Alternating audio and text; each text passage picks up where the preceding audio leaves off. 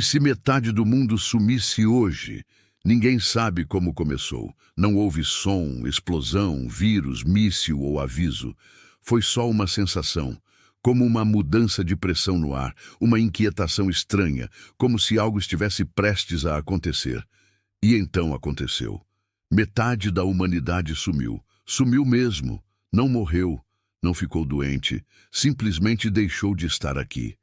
Estavam em pé, respirando, vivendo, e no momento seguinte, nada. Nem corpo, nem poeira, nem rastro. Era como se nunca tivessem existido. A notícia não veio pelos jornais. Veio pelo silêncio.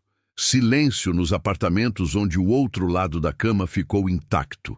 Silêncio nos parques onde metade das crianças sumiu dos balanços. Silêncio no trânsito quando carros ficaram sem motorista.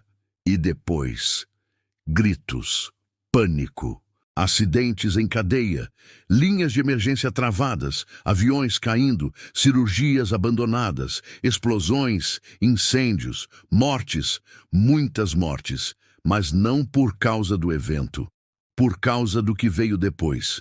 E o que veio depois foi o colapso.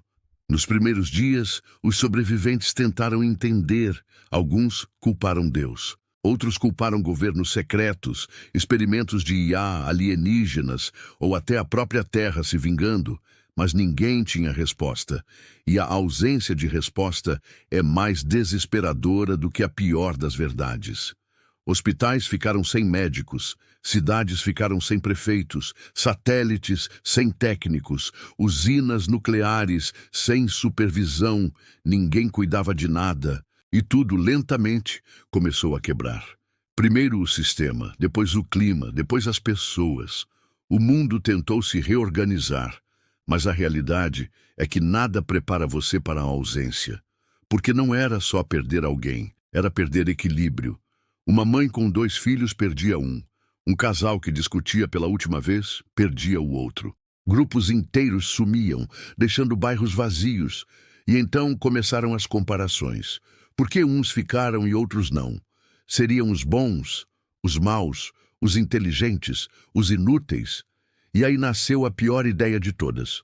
Os escolhidos se foram, os rejeitados ficaram. Essa frase se espalhou como praga, como verdade. Virou religião, virou ódio. Você está na metade errada ou ainda vai desaparecer? Pessoas começaram a formar facções.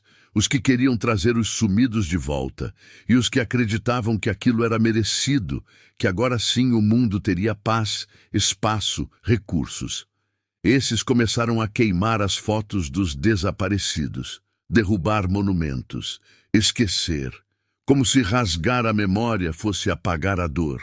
Outros criaram zonas de luto, cidades inteiras onde era proibido sorrir, onde tudo era silencioso, preto e branco, onde se andava em filas de cabeça baixa, onde o tempo parou, congelado no dia do desaparecimento, mas o tempo não para de verdade, e ele trouxe mudanças. Plantas começaram a crescer mais rápido, animais se aproximaram das cidades, o céu ficou mais limpo, o ar mais leve, a tecnologia caiu, mas a intuição subiu. Crianças que nasceram depois do evento começaram a demonstrar habilidades estranhas. Algumas falavam línguas mortas, outras viam além das paredes. Algumas conseguiam sentir o que os outros estavam sentindo. Chamaram isso de eco humano, como se a ausência de metade do planeta tivesse libertado um tipo de frequência que sempre existiu, mas estava abafada pelo barulho da civilização. Essas crianças foram caçadas, estudadas, temidas, usadas. E com elas surgiram sonhos coletivos. Pessoas em lugares diferentes começaram a ter o mesmo sonho, uma cidade flutuando no céu. Sempre ao longe, sempre inalcançável. Lá, diziam, estavam os que sumiram, felizes, jovens, em paz. Mas ninguém conseguia chegar lá. Era só um eco, uma provocação. Até que um dia, alguém voltou. Não falou, não envelheceu, não tinha sombra.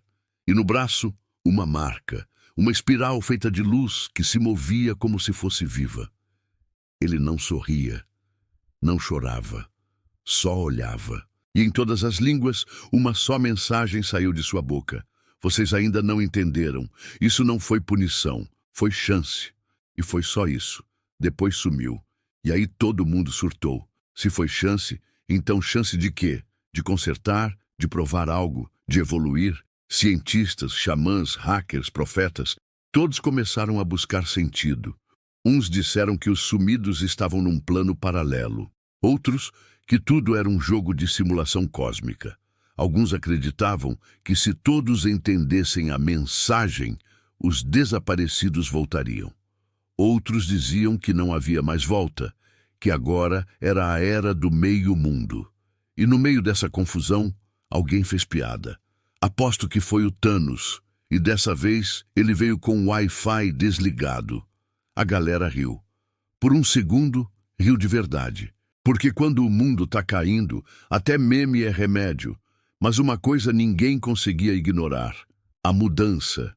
Com o tempo, os sobreviventes começaram a ver coisas, pontes de luz no céu, objetos flutuando no horizonte.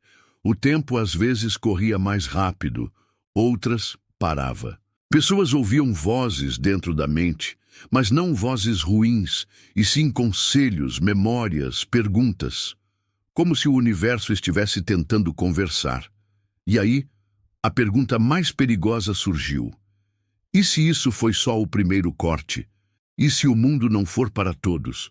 E se a Terra estiver aos poucos se limpando de nós? Você ainda está aqui. Mas por quanto tempo?